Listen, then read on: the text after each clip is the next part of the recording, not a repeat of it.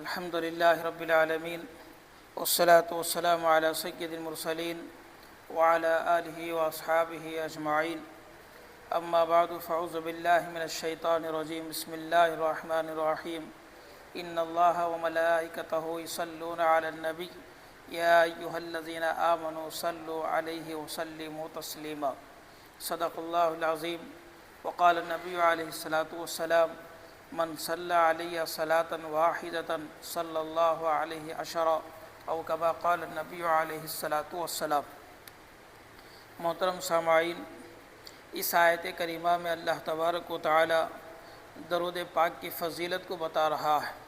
ویسے تو درود پاک ایک بڑی عبادت ہے، جیسے نماز، روزہ، زکوٰۃ، حج ایک عبادت ہے، تو اسی طریقے سے درود یہ بھی ایک عبادت ہے. اور نماز، روزہ، زکوٰۃ، حج، صدقہ و خیرات پر جیسے ثواب ملتا ہے، نیکی ملتی ہے، اجر ملتی ہے، تو اسی طریقے سے درود پڑھنے پر بھی اللہ تبارک و تعالی اجر دیتا ہے، نیکی دیتا ہے، اور بہت ساری فضیلتیں اس کے تعلق سے بیان کی گئی ہیں. درود پاک کے سلسلے میں علماء نے تقریباً 100 سے زیادہ فائدے بتائے ہیں. تو آج کی اس مجلس میں میں آپ کے سامنے 10 فائدے گنوانا چاہتا ہوں. انشاءاللہ پھر کبھی موقع ہوگا تو اور بھی فائدے آپ کے سامنے رکھوں گا. تو اس مجلس میں آج کے اس دن 10 فائدے آپ کے سامنے سنائے جائیں گے. آپ حضرات سے درخواست ہے کہ پورے بیان کو غور سے سنیں اور اس پر عمل کرنے کی کوشش کریں. فائدہ نمبر 1، دیکھو اللہ تبارک و تعالی نے اس آیت کریمہ میں ارشاد فرما رہا ہے کہ یا ایھا الذین آمنوا صلو، اے ایمان والو تم بھی درود بھیجا کرو. تو معلوم یہ ہوا کہ یہاں پر جو لفظ صلو ہے یہ امر کا حکم رکھتا ہے، اور قرآن میں جہاں بھی امر کا صیغہ آتا ہے تو وجوب پر دلالت کرتا ہے، یعنی کرنا ضروری ہے. تو اسی لیے علماء نے فرمایا ایک مسلمان کو زندگی میں کم سے کم ایک مرتبہ درود کا پڑھنا فرض ہے. اگر کسی مجلس میں ہے وہاں نبی کا تذکرہ ہوتا ہے تو ایک مرتبہ درود کا پڑھنا واجب ہے. پھر دوسری مرتبہ پھر ذکر ہوتا ہے تو تیسری مرتبہ پڑھنا مستحب ہے. پھر اس کے بعد ذکر ہوتا ہے تو پھر پڑھنا مستحب ہے. تو مجلس میں ایک مرتبہ پڑھنا واجب اور زندگی میں ایک مرتبہ پڑھنا فرض ہے. تو اللہ تبارک و تعالی نے یہاں پر فرمایا کہ یا ایھا الذین آمنوا صلو، اے ایمان والو تم بھی درود بھیجا کرو. تو اس سے معلوم یہ ہوا یہاں پر جو صلو ہے یہ حکم پر دلالت کرتا ہے، یعنی اللہ تبارک و تعالی ہمیں حکم دے رہا ہے. تو لہٰذا جو بندہ درود پڑھتا ہے، درود بھیجتا ہے، تو یہ گویا اللہ کے حکم پر عمل کر رہا ہے. اور اصل چیز مسلمان کو، ایمان والے کو یا ایمان والی کو اللہ کے حکم کو بجا لانا ہی ضروری ہے. اللہ کے حکم کو بجا لانا یہ مسلمان کی نشانی ہے.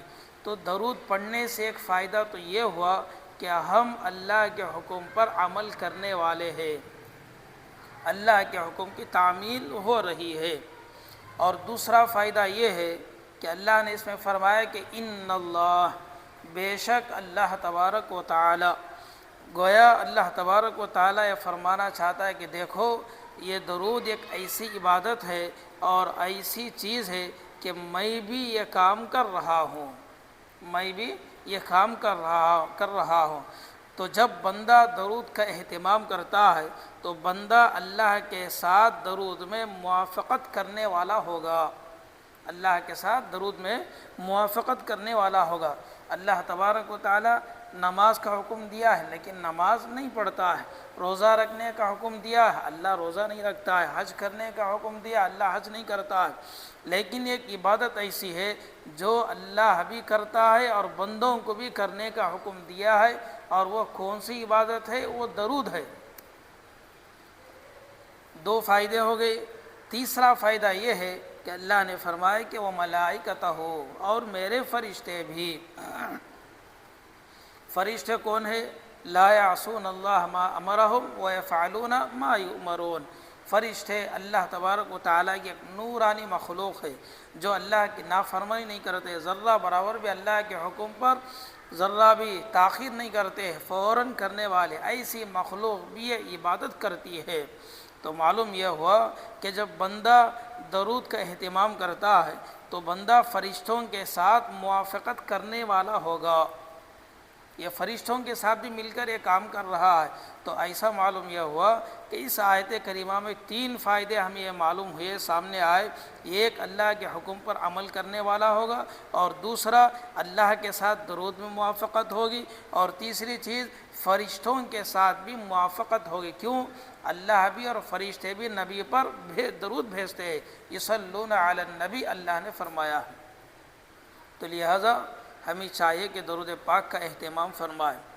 اور چوتھا فائدہ یہ ہے کہ ایک مرتبہ درود پڑھنے پر اللہ تبارک و تعالی 10 نیکی دیتا ہے۔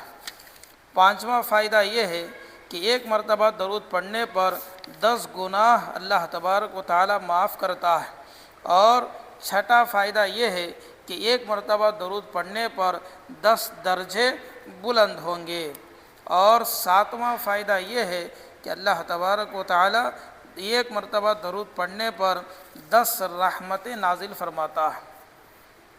دیکھیں ایک روایت ہے جس میں اللہ کے رسول علیہ السلام نے فرمایا کہ ایک مرتبہ درود پڑھنے پر اللہ تعالیٰ اس کے بدلے میں اس پر 10 دفعہ رحمت بھیجتے ہیں، اس کے لیے 10 نیکیاں لکھتے ہیں، 10 خطائیں معاف ہوتے ہیں، اور 10 درجات بلند ہوتے ہیں۔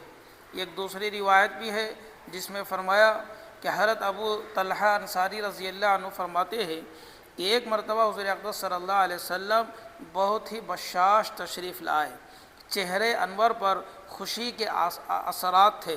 لوگوں نے عرض کیا کہ یا رسول اللہ صلی اللہ علیہ وسلم، آج آپ تو بہت خوش نظر آ رہے ہیں۔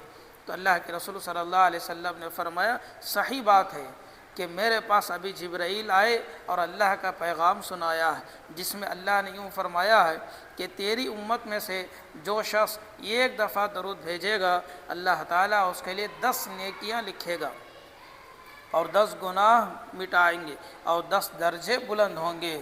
تو محترم سامعین، اس ایک روایت سے ہم کو 4 فائدے معلوم ہیں۔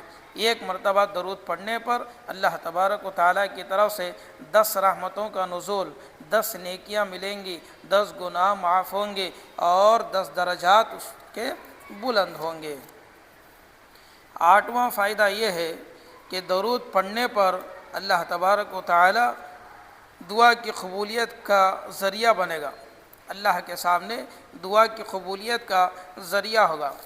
حضرت انس رضی اللہ عنہ ایک بہت بڑے صحابی ہے، فرماتے ہیں، طبرانی کی روایت ہے، رسول اللہ صلی اللہ علیہ وسلم نے فرمایا، ہر دعا قبولیت سے پہلے ہی رک جاتی ہے، حتیٰ کہ رسول اللہ صلی اللہ علیہ وسلم اور آپ کے آل پر درود نہ بھیجا جائے۔ الترغیب و ترہیب کی روایت ہے، امیر المومنین حضرت عمر بن خطاب رضی اللہ عنہ سے روایت ہے، فرماتے ہیں رسول اللہ صلی اللہ علیہ وسلم نے ارشاد فرمایا، بے شک دعا آسمان اور زمین کے درمیان موقوف رہتی ہے۔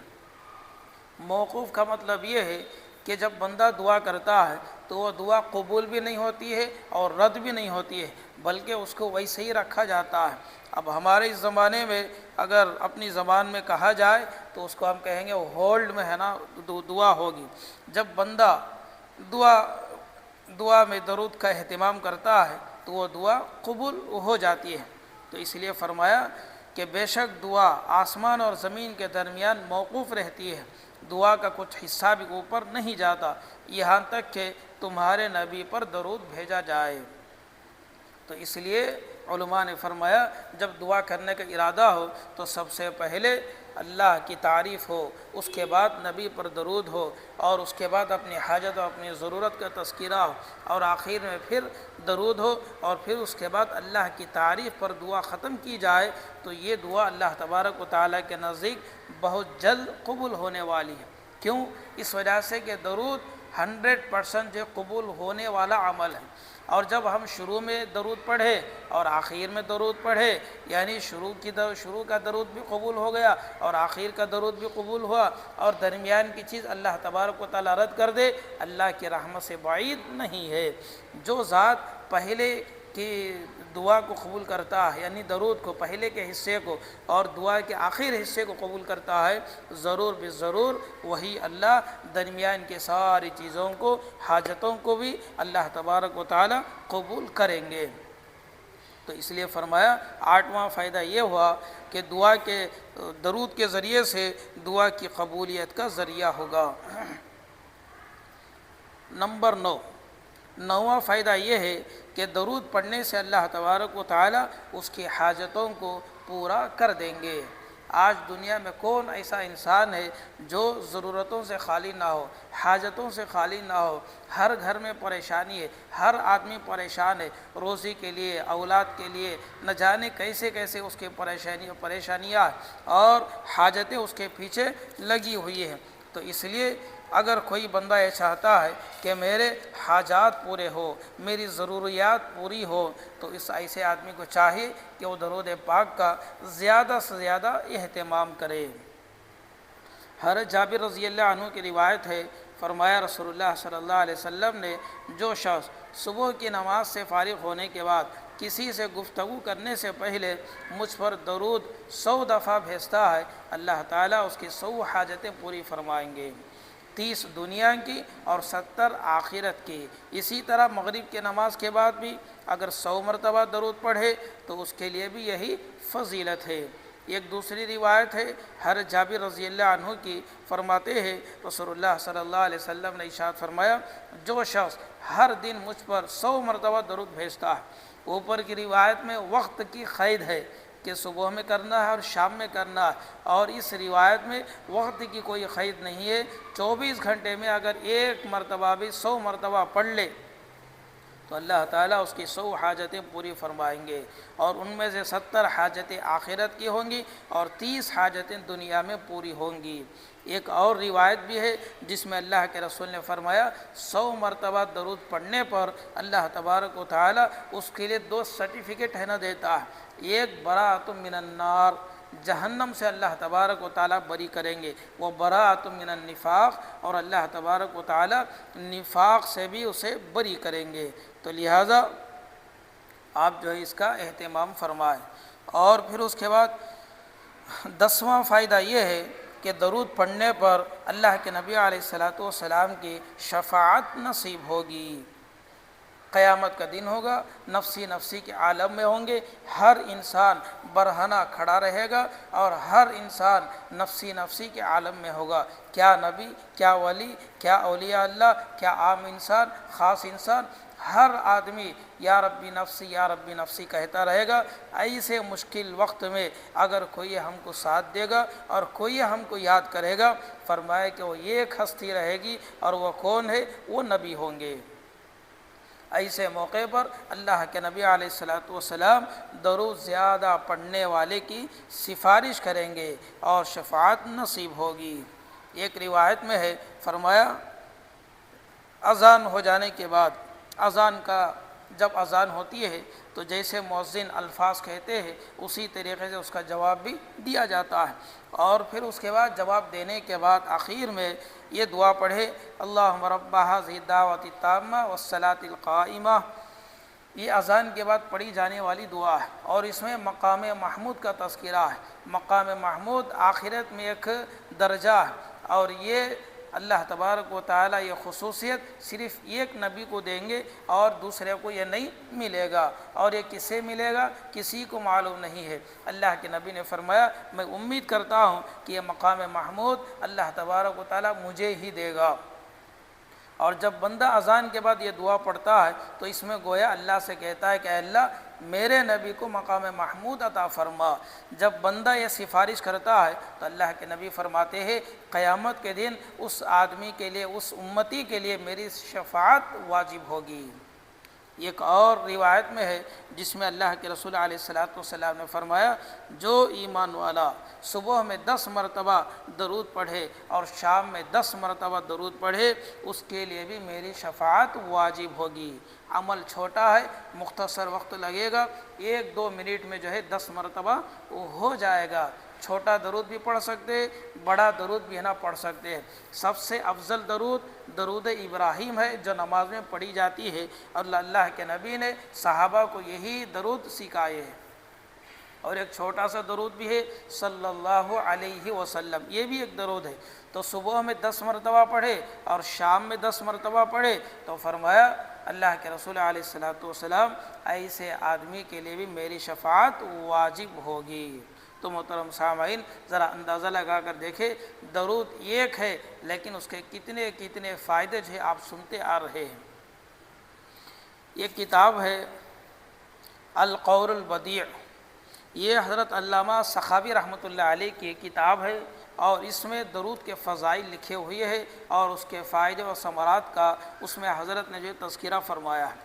اس میں ایک واقعہ لکھا ہے، وہ واقعہ یہ ہے کہ حضرت حسن بصری رحمۃ اللہ علیہ کے پاس ان کے زمانے میں ایک عورت آئی، اور یہ حضرت حسن بصری رحمۃ اللہ علیہ کون ہے؟ بہت بڑے تابعین میں سے ہے، اللہ والے ہیں، علم والے ہیں۔ تو ان کے پاس ایک عورت آئی اور آ کر کہنے لگی کہ حضرت میری بچی کا انتقال ہوا ہے، میری لڑکی کا انتقال ہو گیا ہے، اور میں اس کو خواب میں دیکھنا چاہتی ہوں کہ وہ آخرت میں کس حالت میں ہے۔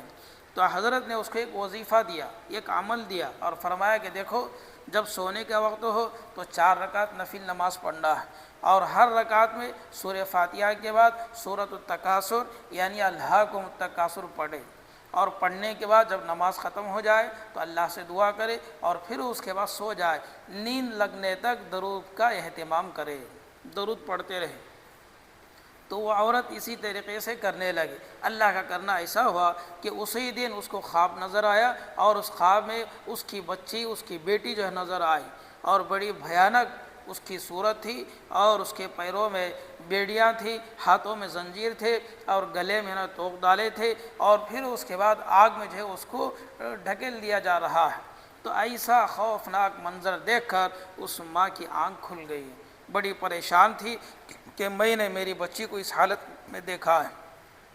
صبح حضرت کے پاس دوڑتے ہوئے آئی اور کہنے لگی کہ حضرت خواب تو نظر آیا لیکن بچی بڑی پریشان ہے، اس طریقے سے میں نے دیکھا ہے۔